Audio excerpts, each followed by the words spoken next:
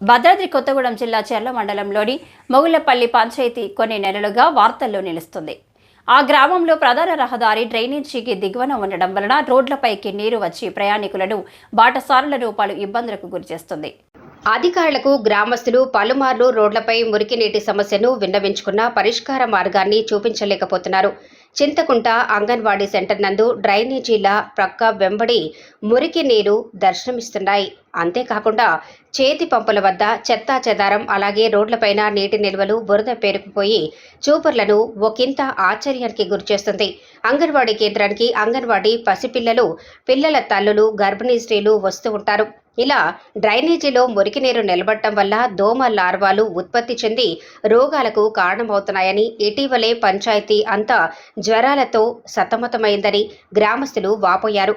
రాష్ట్రంలో స్వచ్ఛదనం పచ్చదనం కార్యక్రమాలను చేపట్టిన మా గ్రామాల్లో ఈ కార్యక్రమం ఏ విధంగా జరిగిందో ఇదే నిదర్శనమని తెలియజేశారు. ఇకనైనా అధికారులు స్పందించి మా గ్రామంలోని మురికి మరియు బురద రోడ్లకి మోక్షాన్ని ప్రసాదించవలసిందిగా అధికారులను వేడుకుంటున్నారు. మాది కర్ల సరస్వతి అండి, మొగళ్ళపల్లి గ్రామం, పంచాయతీ చింతకుంట గ్రామం. ఇక రోడ్డు బాగాలేదు, మొత్తం గుతుకులు ఉండి నీళ్లు ఫుల్గా వచ్చి ఇక్కడ ఉన్న అధికారులు మరి ఏం చేస్తారు ఏవో నాకేం తెలియదు. వచ్చినట్టు మింగటం, అది అడిగితే ఇది బానుడు అది బానుడు, రేపనుడు మా పనుడు పోతాం చెందుతాం అనుడు, అదో సిమెంట్ కట్ట తెచ్చుడు ఈడోటి పోసుడు, అదే సిమెంట్ కట్ట తెచ్చుడు ఆడోటి పోసుడు ఉన్నాయని మరి మింగుతారో ఏం చేస్తారో నాకు అది తెలియదు. అడిగితే అమ్మ ఇదిగో అమ్మ అదిగో అమ్మ రేపు పోతాం ఎల్లుండి పోతాం అనుడు, మమ్మల్ని డోగరా బుచ్చుడు వచ్చుడు, ఎండాకాలం వస్తారు పై చూస్తారు పోతారు.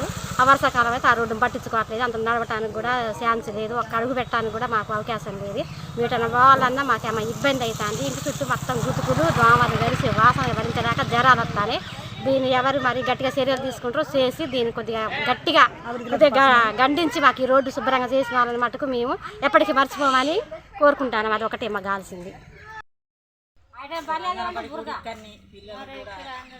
నడవటానికన్నా కొద్దిగా శుభ్రంగా